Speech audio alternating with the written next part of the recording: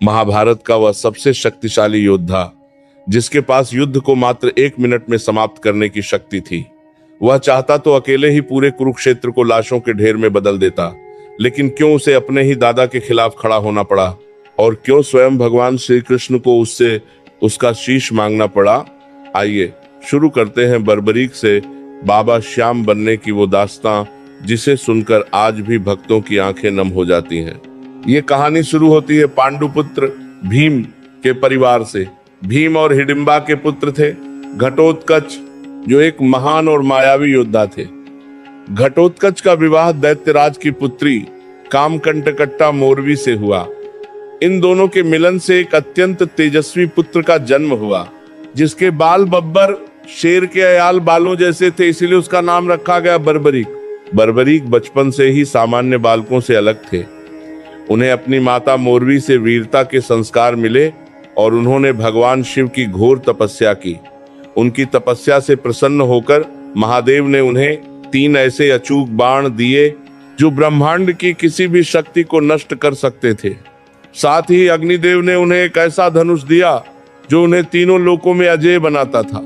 इन बाणों की विशेषता यह थी कि पहले बाण से बर्बरीक उन सभी को चिन्हित कर सकते थे जिन्हें उन्हें नष्ट करना है। दूसरे बाण से वे उन लोगों को बचा सकते थे जिन्हें वे सुरक्षित रखना चाहते थे, और तीसरे बाण को छोड़ते ही वे सभी चिन्हित लक्ष्य पल भर में भस्म हो जाते।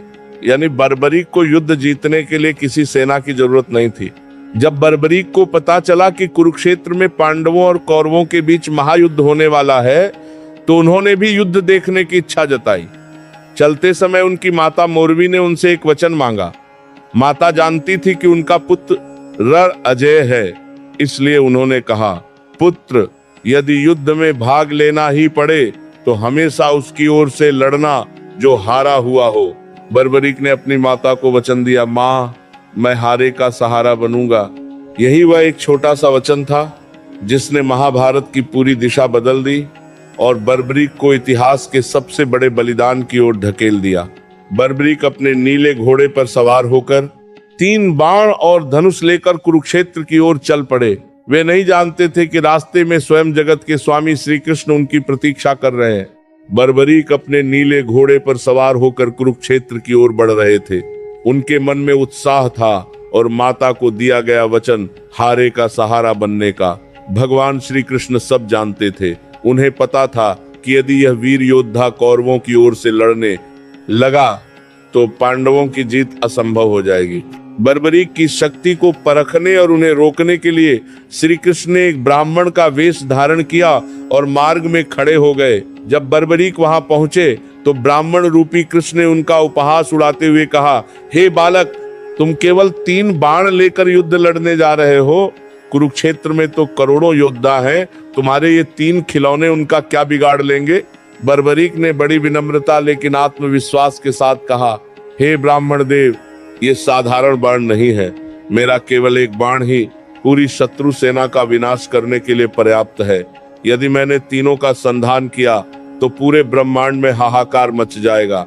श्री कृष्ण ने चुनौती देते हुए कहा, अच्छा, यदि तुम इतने ही वीर हो तो सामने खड़े इस विशाल पीपल के पेड़ के सभी पत्तों को एक ही बाण से छेद कर दिखाओ। यदि तुम ऐसा कर सके तो मैं तुम्हारी शक्ति को मान लूंगा। बर्बरीक ने चुनौती स्वीकार की।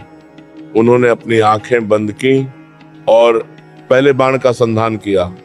जैसे ही बाण छूटा, वह बिजली की गति से पेड़ के एक एक पत्ते को चिन्हित करने लगा।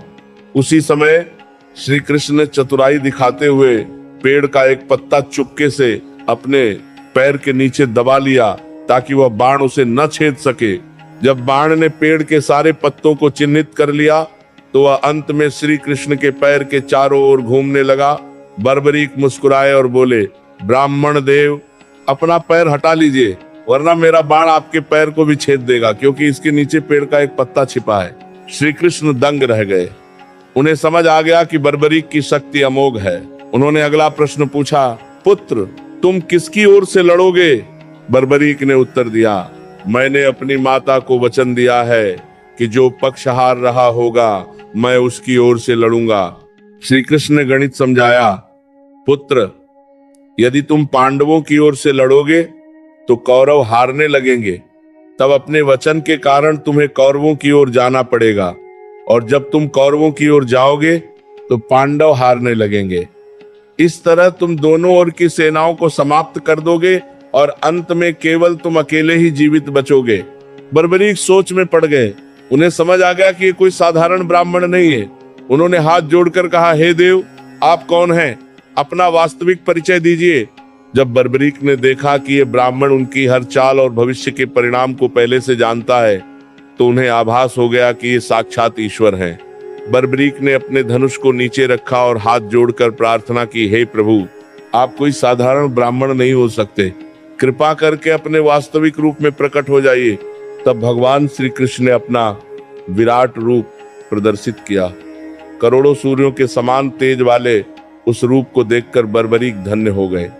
श्री कृष्ण ने कहा, हे वीर, इस धर्म युद्ध की सफलता के लिए, रणभूमि की पूजा के लिए सर्वश्रेष्ठ क्षत्रिय के शीश की बलि चाहिए। इस समय इस धरती पर तुमसे बड़ा और श्रेष्ठ वीर कोई नहीं है। क्या तुम धर्म की रक्षा के लिए अपना शीश दान करोगे? बर्बरीक के लिए यह परीक्षा की घड़ी थी। एक ओर माता को दिया वचन था और दूसरी ओर साक्षात भगवान की इच्छा।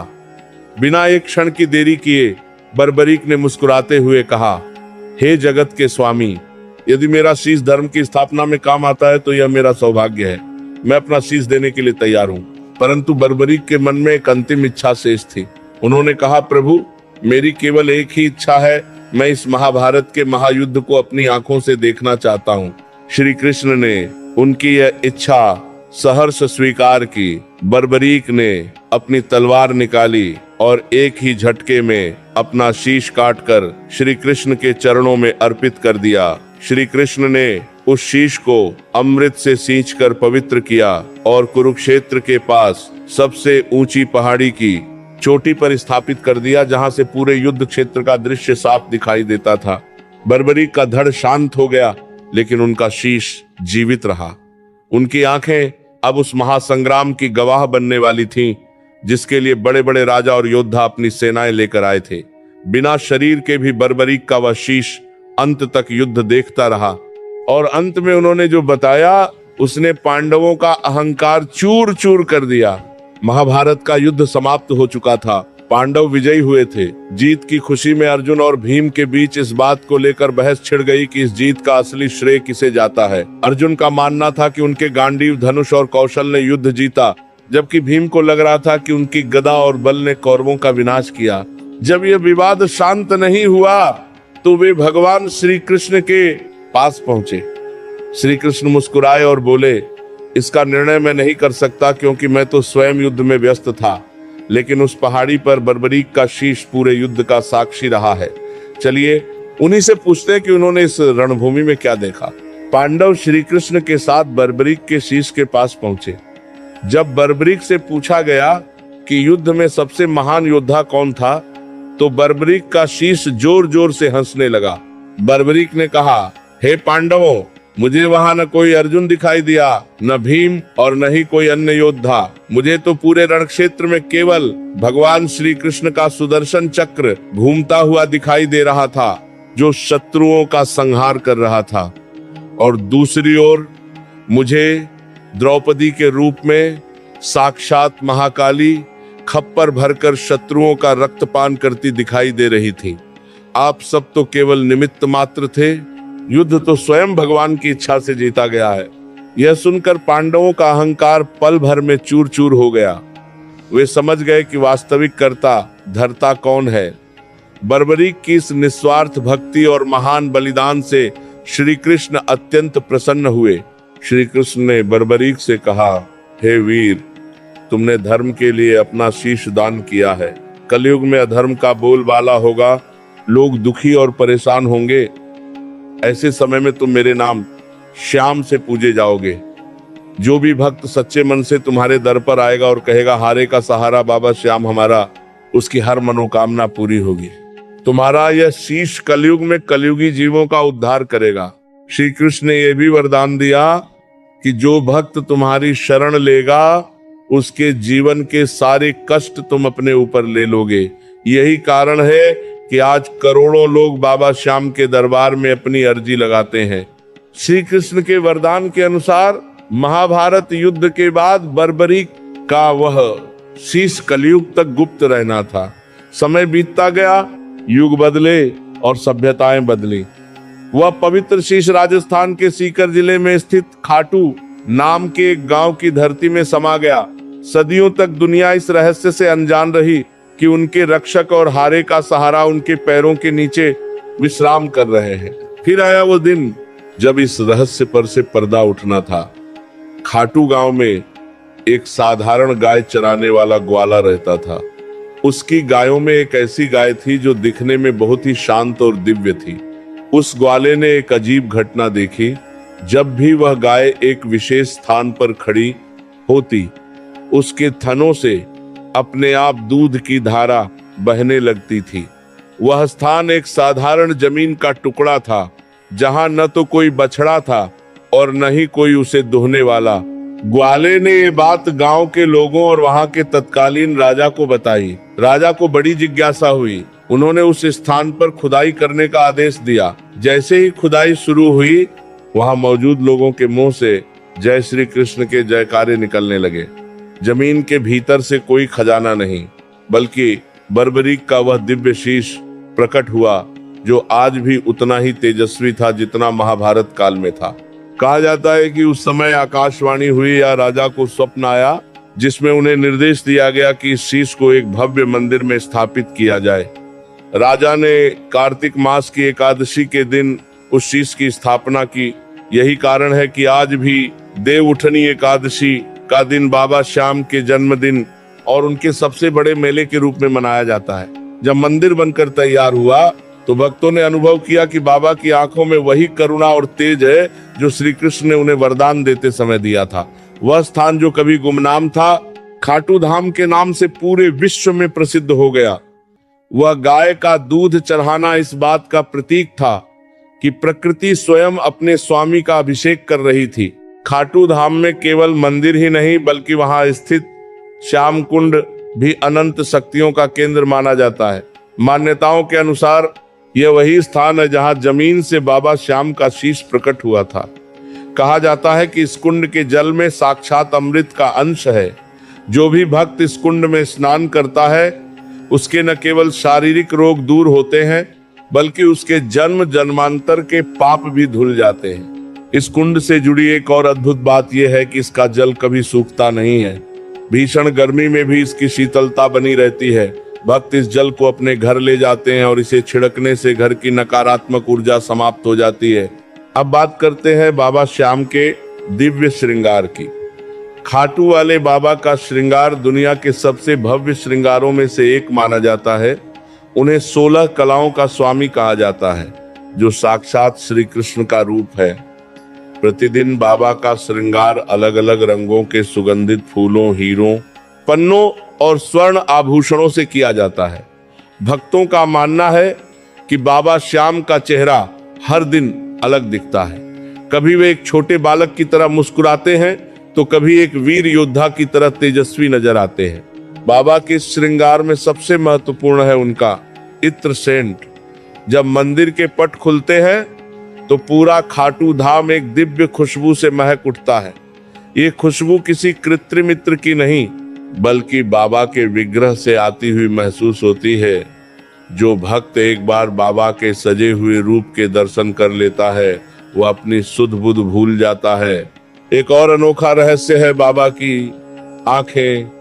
यदि आप मंदिर में बाबा की आंखों में ध्यान से देखेंगे तो आपको महसूस होगा कि वे जिधर भी आप जा रहे हैं, आपको ही देख रहे हैं। ये जीवंतता इस बात का प्रमाण है कि भले ही ये केवल एक शीश है, लेकिन इसमें प्राण स्वयं भगवान श्री कृष्ण ने फूंके हैं। खाटू धाम के रहस्यों में एक ऐसी चीज है जिसके बिना बाबा की महिमा अधूरी मानी जाती है, और वह है मोरछड़ी। आपने देखा होगा कि मंदिर के पुजारी भक्तों के सिर और कंधों पर मोर के पंखों के एक गुच्छे से स्पर्श करते हैं, जिसे झाड़ा देना कहा जाता है। लेकिन क्या आप जानते हैं कि ये साधारण मोरपंख नहीं है? मान्यता है कि यह मोरछड़ी साक्षात श्री कृष्ण के मोरपंख का प्रतीक है। भक्त बताते हैं कि जब वे मानसिक तनाव, डर या किसी अज्ञात बीमारी से जूझ रहे होते हैं, तो इस मोरछड़ी का एक स्पर्श उनके भीतर बिजली जैसी सकारात्मक ऊर्जा भर देता है। कई लोगों का अनुभव है कि जो काम दवाइयां नहीं कर पाई वह बाबा की इस मोरछड़ी के झाड़े ने कर दिखाया। यह भक्तों के लिए किसी दिव्य मरहम से कम नहीं है। एक और गुप्त रहस्य है शीश के स्नान का जल। जब बाबा के शीश को स्नान कराया जाता है तो उस जल चरणामृत की एक एक बूंद अनमोल हो जाती है। कहा जाता है कि इस जल में ऐसी शक्ति है कि यदि कोई असाध्य रोग से पीड़ित व्यक्ति इसे श्रद्धा से ग्रहण कर ले तो उसे नया जीवन मिल सकता है। इतना ही नहीं, बाबा श्याम के दरबार में एक और अनोखी परंपरा है कनस्तर टीन के डिब्बे बांधना। जो भक्त अपनी जमीन मकान या दुकान की अर्जी लेकर आते हैं वे वहां प्रतीकात्मक रूप से धागा या छोटी घंटी बांधते हैं। लोगों का अटूट विश्वास है कि जिसने खाटू की चौखट पर अपनी अर्जी लिख दी या बांध दी उसकी फाइल सीधे स्वर्ग के दफ्तर में मंजूर हो जाती है।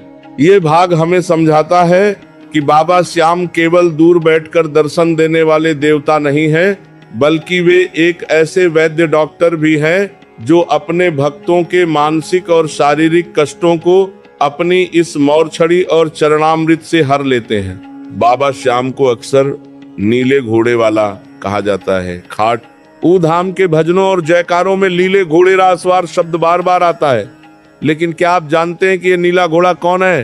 पौराणिक कथाओं के अनुसार जब बर्बरीक भगवान शिव की तपस्या कर रहे थे तब उनकी शक्ति और भक्ति से प्रसन्न होकर उन्हें यह दिव्य घोड़ा प्राप्त हुआ था। यह घोड़ा साधारण नहीं था, इसमें हवा से भी तेज दौड़ने की क्षमता थी और यह किसी भी बाधा को पार कर सकता था। आज भी खाटू धाम में बाबा के विग्रह के पास एक सुंदर घोड़े की मूर्ति या चित्र जरूर होता है। भक्तों का विश्वास है कि जब कोई भक्त सच्चे दिल से संकट में बाबा को पुकारता है तो बाबा इसी नीले घोड़े पर सवार होकर बिजली की गति से उसकी मदद करने पहुंच जाते हैं। इसी कारण उन्हें लीले का सवार कहकर पुकारा जाता है। अब बात करते हैं बाबा के उन 3 बाणों की जो उनके हाथ में या उनके पीछे हमेशा दिखाई देते हैं।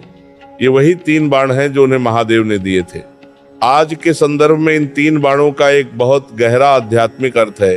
पहला बाण आपके भीतर की बुराइयों और नकारात्मकता को चिन्हित करता है। दूसरा बाण आपके पुण्य और आपकी भक्ति को सुरक्षित रखता है। तीसरा बाण आपके जीवन के सारे संकटों और शत्रुओं का नाश कर देता है। खाटू मंदिर के शिखर पर फहराता नारंगी और लाल रंग का निशान ध्वज भी इन 3 बाणों की विजय का प्रतीक माना जाता है। भक्त मीलों पैदल चलकर हाथों में ये निशान लेकर खाटू पहुंचते हैं। माना जाता है कि जो भक्त बाबा को निशान चढ़ाता है बाबा उसके जीवन की सारी हार को जीत में बदल देते हैं। यहाँ एक और रहस्यमयी बात प्रचलित है। कई भक्तों ने दावा किया है कि रात के सन्नाटे में मंदिर के आसपास घोड़े के टापों की आवाज सुनाई देती है। स्थानीय लोगों का मानना है कि बाबा आज भी अपने नीले घोड़े पर सवार होकर पूरे नगर की पानी की करने की बने गई है, जिसके साथ परिक्रमा करते हैं और अपने शरण में आए भक्तों की पहरेदारी करते हैं। बाबा श्याम के इतिहास में जहां राजाओं और योद्धाओं के नाम आते हैं वहीं एक नाम स्वर्ण अक्षरों में लिखा जाता है, भक्त शिरोमणि आलू सिंह जी। यह भाग हमें बताता है कि बाबा श्याम केवल हिंदुओं के ही नहीं बल्कि हर उस इंसान के हैं जिसके मन में सच्ची तड़प है। कहा जाता है कि बाबा श्याम की भक्ति में जाति और मजहब कभी दीवार नहीं बने। इतिहास में ऐसे कई प्रसंग मिलते हैं जहां मुस्लिम समुदाय के लोगों ने भी बाबा की शक्ति को स्वीकार किया और उनके अनन्य भक्त बने। खाटू धाम की परंपराओं में भक्त आलू सिंह जी का स्थान बहुत ऊंचा है। उन्होंने अपना पूरा जीवन बाबा की सेवा और उनके भजनों के प्रचार में लगा दिया। आलू सिंह जी के बारे में प्रसिद्ध है कि वे बाबा श्याम से साक्षात बातें किया करते थे। एक बार की बात है जब मंदिर में कुछ ऐसी परिस्थितियां बनी कि बाबा के दर्शन दुर्लभ हो गए, तब आलू सिंह जी की व्याकुलता इतनी बढ़ गई कि उन्होंने अन्न जल त्याग दिया। कहा जाता है कि तब स्वयं बाबा श्याम ने उन्हें दर्शन दिए और उनकी अटूट श्रद्धा की पुष्टि की। खाटू धाम का एक और बड़ा चमत्कार है यहाँ की निशान यात्रा। आपने देखा होगा कि लाखों लोग हाथों में रंग बिरंगे ध्वज निशान लेकर पैदल चलते हैं। इस परंपरा की जड़ें भी इसी विश्वास में हैं कि हम अपना अहंकार और अपनी चिंताएं बाबा के चरणों में सौंप रहे हैं। चाहे अमीर हो या गरीब, राजा हो या रंक, बाबा की चौखट पर सब एक समान हो जाते हैं। यहाँ एक प्रसिद्ध कहावत है, श्याम के दरबार में सबका खाता एक। यानी यहाँ सिफारिश नहीं, सिर्फ सिमरन स्मरण काम आता है। बाबा श्याम को मोरछड़ी, मोर के पंखों का गुच्छा से झाड़ा देने की परंपरा भी यहीं से शुरू हुई। माना जाता है कि उस मोरछड़ी के स्पर्श मात्र से बड़े से बात का मानसिक तनाव और नजर दोष समाप्त हो जाता है। ये मोरछड़ी साक्षात कृष्ण के मोरपंख का आशीर्वाद है। वैसे तो खाटू धाम में हर दिन भक्तों का तांता लगा रहता है, लेकिन साल में एक समय ऐसा आता है जब खाटू की गलियां नहीं बल्कि स्वर्ग का द्वार बन जाती है। वह समय है फाल्गुन का मेला। होली के कुछ दिन पहले से शुरू होने वाला यह मेला दुनिया के सबसे बड़े धार्मिक आयोजनों में से एक है। फाल्गुन शुक्ल पक्ष की प्रतिपदा से द्वादशी तक चलने वाले इस मेले का मुख्य आकर्षण होता है निशान यात्रा। रींगस से खाटू तक का वह 17-18 किलोमीटर का रास्ता, जहां लाखों भक्त नंगे पैर, हाथों में रंग बिरंगे निशान ध्वज लिए बाबा श्याम के जयकारे लगाते हुए झूमते हैं। धूल धूप और थकान का वहां नामो निशान नहीं होता, क्योंकि हर भक्त के हृदय में केवल एक ही धुन होती है, पग पग पर पहरा तेरा, तूने ही मुझे संभाला है।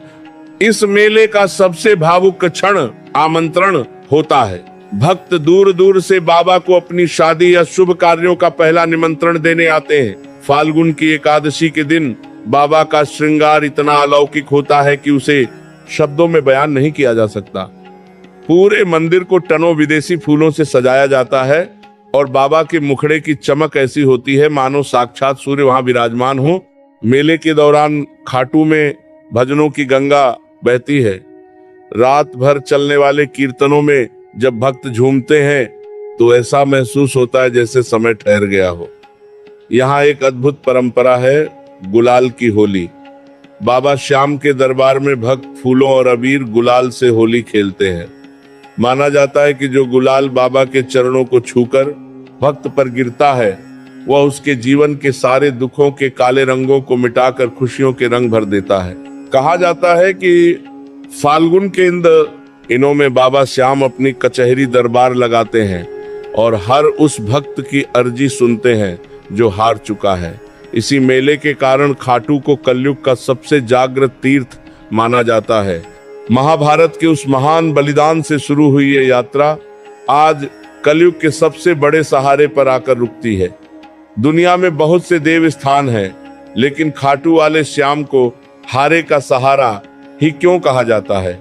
इसका उत्तर छिपा है बर्बरीक को मिले उस वरदान में, जिसमें श्री कृष्ण ने कहा था कि जब इंसान हर तरफ से ठोकर खाकर थक जाएगा, जब अपने ही उसे साथ छोड़ देंगे, तब मेरा श्याम रूप उसका हाथ थामेगा। आज के समय में इंसान की सबसे बड़ी हार उसका मन है। जब कोई व्यापार में टूट जाता है, किसी बीमारी से हार जाता है या अपनों के धोखे से निराश हो जाता है, तब वो अपनी अर्जी लेकर खाटू की चौखट पर पहुंचता है। यहाँ की मिट्टी में एक ऐसा जादू है कि मंदिर की सीढ़ियां चढ़ते ही इंसान का भारी मन हल्का हो जाता है। लोग कहते हैं कि खाटू क्या गए, जीवन की दिशा ही बदल गई। बाबा श्याम की भक्ति का सबसे बड़ा नियम है विश्वास। बाबा कभी ये नहीं देखते कि आपने कितना सोना चढ़ाया या कितना बड़ा दान दिया। वे केवल ये देखते हैं कि आपकी आंखों में उनके प्रति कितने आंसू हैं। यहाँ एक अनूठी प्रथा है चिट्ठी लिखने की। भक्त अपनी समस्याओं को एक कागज पर लिखकर बाबा के चरणों में छोड़ देते हैं और चमत्कार देखिए, वे समस्याएं सुलझने में देर नहीं लगती। श्याम बाबा को शीश का दानी कहा जाता है क्योंकि उन्होंने धर्म के लिए अपना सर्वस्व न्यौछावर कर दिया। वे हमें सिखाते हैं कि बड़ा वह नहीं जो जीतता है, बल्कि बड़ा वह है जो धर्म और वचन के लिए अपनी सबसे प्यारी चीज का त्याग कर दे। आज खाटू धाम की महिमा 7 समंदर पार तक फैल चुकी है। विदेशों में भी बाबा के मंदिर बन रहे हैं और उनके भजनों की गूंज सुनाई दे रही है। इस गाथा का अंत करते हुए बस इतना ही कि जीवन के किसी भी मोड़ पर अगर आपको लगे कि अब सब खत्म हो गया है, तो बस एक बार आंखें बंद करके पुकारना, लीले घोड़ेरा असवार आजा नीले चढ़कर। वह जरूर आएंगे, क्योंकि उन्होंने वचन दिया है। वे कलयुग के राजा हैं, वे शीश के दानी है, वे हम सबके प्यारे बाबा श्याम हैं। बोलिए खाटू नरेश की जय।